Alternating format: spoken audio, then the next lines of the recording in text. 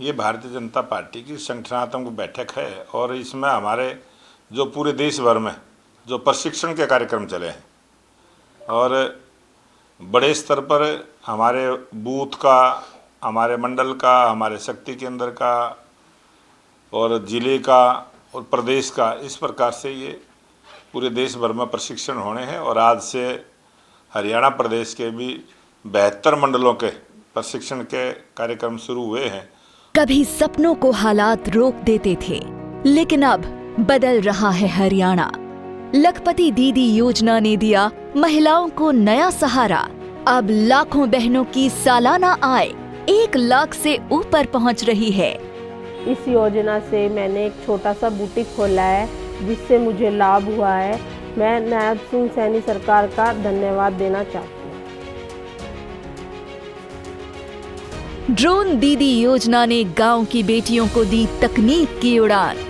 अब महिलाएं ड्रोन उड़ाकर खेती में नई क्रांति ला रही हैं।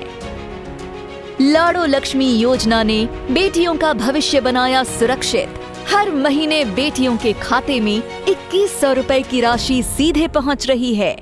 बेटियों को आर्थिक रूप से सशक्त करने के लिए दीनदयाल लाडो लक्ष्मी योजना वो शुरू की है। इसके तहत उन्हें हर माह 2100 रुपए की वित्तीय सहायता दी जा रही है। विकास में महिलाओं की भागीदारी सुनिश्चित करने के लिए हमने उन्हें पंचायती राज संस्थाओं में 50% प्रतिनिधित्व दिया है। बहन बेटियों को उच्च शिक्षा के देने के लिए प्रदेश में खोले गए 80 कॉलेजों में से 30 विशेष रूप से लड़कियों के हैं। आज पोस्ट ग्रेजुएट तक लड़कियों को मुफ्त शिक्षा दी जा रही है। मुख्यमंत्री विवाह शगुन योजना ने बेटियों की शादी में बढ़ाया सम्मान और सहयोग। अब 71,000 रुपए तक की शगुन राशि से बेटियों का विवाह हुआ और भी गरिमामयी।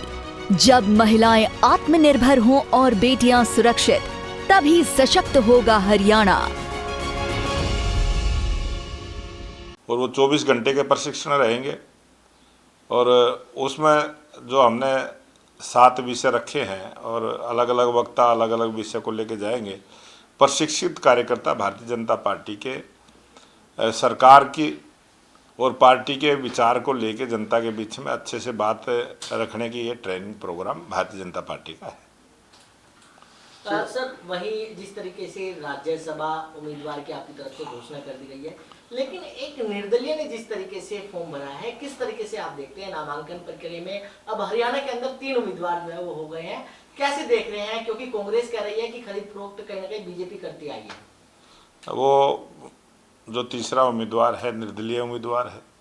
वो जो 3 निर्दलीय विधायक हैं, उन्होंने अपने प्रतिनिधि के तौर पर देश के उच्च सदन में भेजने के लिए एक सतीश नांदल जी को जो राज्यसभा का निर्दलीय उम्मीदवार बनाया है और उन्होंने बातें की हैं, सभी पार्टियों से की है। उन्होंने हमारे से ही बात की है और जो और विधायक है उनसे ही बात की है। तो जो चुनाव लड़ रहा है, जिसने फार्म भरा है और उनको ज़्यादा पता है इस बारे में। और जब वोटिंग होगी, चुनाव है, चुनाव कोई भी लड़ सकता है।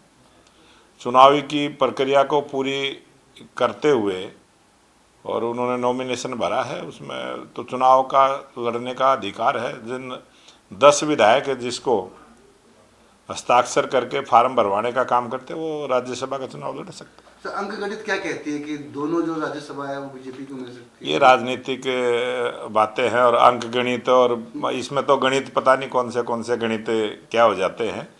और ये समीकरणों का खेल है। सर, आप किस प्रकार का समीकरण बनेगा वो 16 तारीख को पता चलेगा। सर, आप प्रदेश अध्यक्ष हैं, क्या जो 17 और आपके विधायक बचते हैं 31 के अलावा, क्या आप लोग निर्दलीय का समर्थन करते हुए दिखाई देंगे?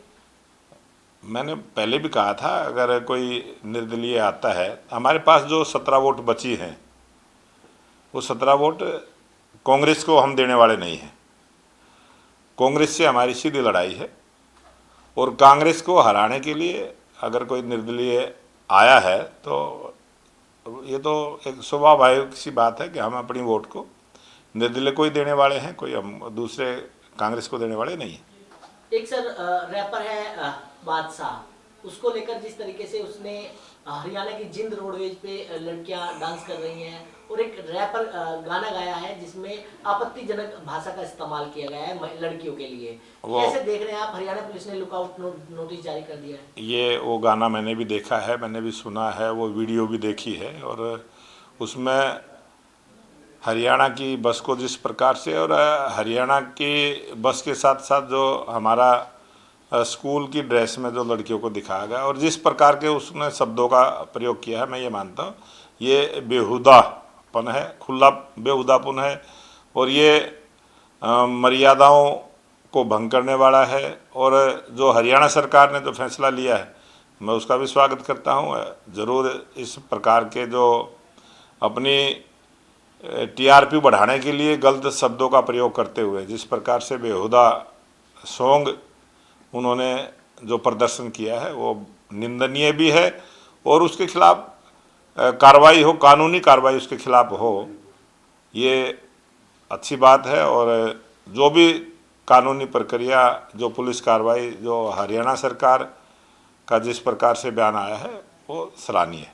सर, जिस तरीके से राम रहीम को आज फिर बरी कर दिया गया है, जो छत्रपति शिवाजी जो हत्या हुई थी उस वाले मामले में, किस तरीके से आप देखें? ये सब न्यायालय के फैसले हैं, और न्यायालय के फैसले पर पॉलिटिकल लोग जो टिप्पणियां करते हैं मुझे अच्छा भी नहीं लगता है। और इस प्रकार के जो भी है, कोर्ट ने जो फैसला किया है, कोर्ट ने तथ्यों के आधार पर किया होगा, बगैर तथ्यों के कोर्ट कभी कोई निर्णय करती नहीं है, और जो भी किया है कोर्ट ने किया है, हम तो कोर्ट के हर फैसले का सम्मान करते हैं। लेकिन लोग सवाल इसलिए खड़े कर रहे हैं कि पहले सीबीआई की कोर्ट में ये मामला चलता है और सीबीआई की कोर्ट ने ही उसको दोषी करार दिया था, सजा भी लगाई थी, लेकिन अब पंजाब हरियाणा हाई कोर्ट ने जिस तरीके से बरी किया है कि जो कोर्ट है उसके फैसलों पर कहीं ना कहीं सवाल खड़े हो रहे हैं।